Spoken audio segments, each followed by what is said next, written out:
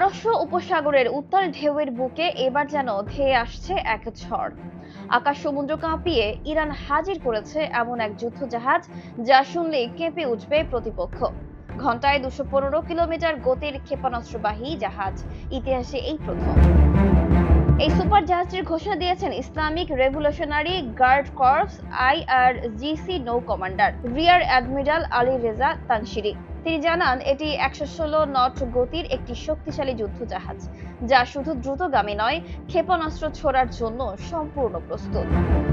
তাংশিরি স্পষ্টভাবে বলেছেন, আমরা এমন একটি জাহাজ তৈরি করেছি যার সব ধরনের প্রযুক্তিগত ও যুদ্ধ উপযোগী পরীক্ষা সফল হয়েছে।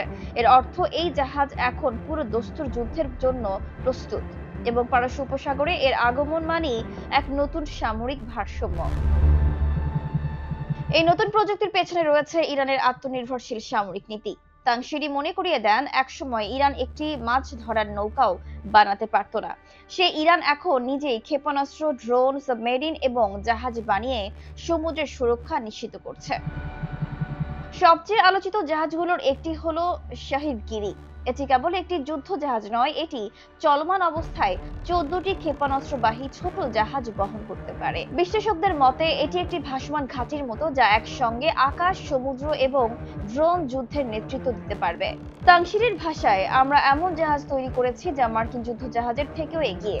প্রয়োজন হলে সেটি বিশ্বের সামনে আনবো। এই বক্তব্য কেবল আত্মবিশ্বাস নয়, বরং এক প্রকার চ্যালেঞ্জ, বিশেষ করে ওয়াশিংটনের জন্য।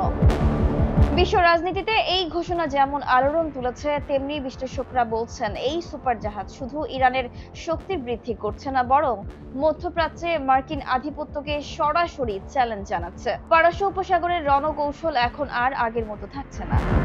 প্রশ্ন উঠছে, এই শহীদ গিরি কিংবা 215 কিলোমিটার গতির ক্ষেপণাস্ত্র জাহাজ কি আমেরিকার ফ্লিটগুলোকে ঠেকাতে পারবে? এই জাহাজের গতি, অস্ত্র বহনের ক্ষমতা এবং স্বয়ংক্রিয় প্রযুক্তির হয়তো পরবর্তী বড় সামরিক সংঘর্ষের নিয়তি নির্ধারণ করবে।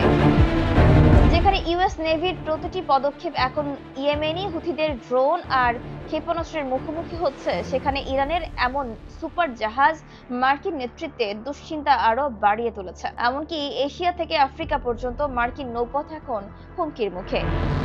শেষ পর্যন্ত এই নতুন যুদ্ধ জাহাজ শুধু ইরানের প্রযুক্তিগত উৎকর্ষ নয়, বরং এক বৃহৎ বার্তা। মধ্যপ্রাচ্যের শক্তির কেন্দ্রে আমূল পরিবর্তন আসছে। বিশ্ব এখন তাকিয়ে আছে ইরানের এই সামুদ্রিক বিপ্লব কোথায় গিয়ে থাকে।